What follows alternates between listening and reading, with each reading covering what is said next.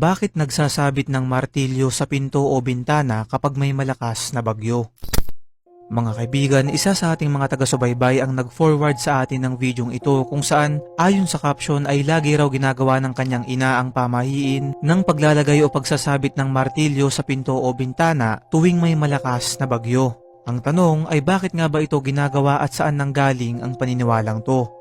Nagsimula ito noong pre-colonial animism noong 1500s kung saan ang mga sinaunang Pilipino ay sumasamba pa sa mga Diyos at Diyosa ng kalikasan at mga anito. Noon nga ay hindi martilyo ang sinasabit nila sa pinto kundi bolo, at nung dumating ang mga Espanyol sa ating bansa dala ang paniniwalang Kristiyano ay nabago ang pamahiing ito at ang nilalagay na ng mga Pilipino noon ay martilyo bilang representasyon naman ni Saint Joseph the Carpenter na sumisimbolo sa lakas at katatagan. Sa modernong panahon may iilan pa rin ang gumagawa nito kagaya na lamang nung nasa video, pero pakatandaan na wala itong siyentipikong ebidensya na magpapatunay na kaya nga nitong protektahan ang inyong bahay laban sa malakas na bagyo.